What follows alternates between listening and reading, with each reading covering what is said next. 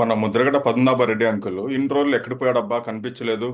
YCP ఓడిపోయాక పాపం మనిషి రాజకీయ సన్యాసం తీసుకున్నాడా, అసలు ఏంటి అడ్రస్ లేడు అనుకున్నాం అనమాట.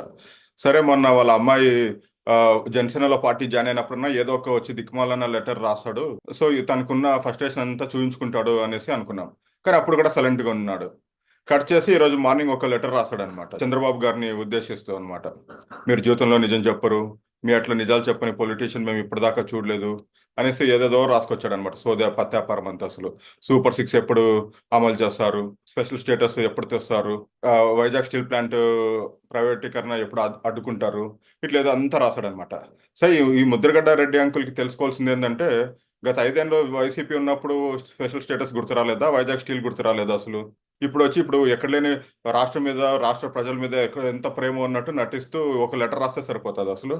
మిమ్మల్ని నమ్మే పరిస్థితిలో జనాలు ఉన్నారా అసలు? నిజంగా ప్రేమ ఉంటే ఆ రోజు జగన్మోహన్ రెడ్డికి చెప్పాల్సింది అసలు. మెడలో వంచి తీసుకొస్తా స్పెషల్ స్టేటస్ అన్నావు, అక్కడ పోయి నువ్వు మెడతో పాటు నడుము కూడా వంచుతున్నావు, ఇప్పుడు తెస్తావు స్పెషల్ స్టేటస్ అని అడగాల్సింది. ఆ రోజు ఏం మాట్లాడలేదు. అక్కడ ఆ పెద్ద మనిషి అసలు దాని గురించి ఊసేలేదు. ఈ పెద్ద మనిషి ఏం మాట్లాడకుండా సైలెంట్ గా మన్ను తిన్న పాములాగా ఉన్నాడు అనమాట.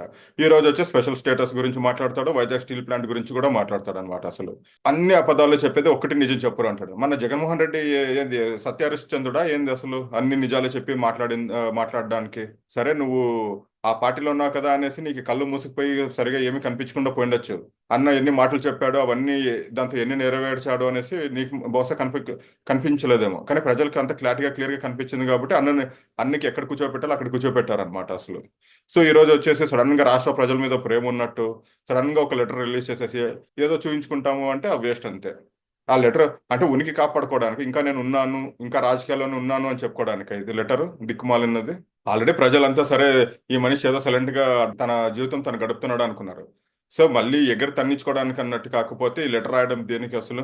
అసలే జగన్ అన్న ఒక పక్క ఎదవైపోతాంటే ఇట్లా లెటర్ రాసి ఇంకా జగన్ అన్న ఇంకా ఎదవం చేస్తున్నారు అంతే సింపుల్ గా.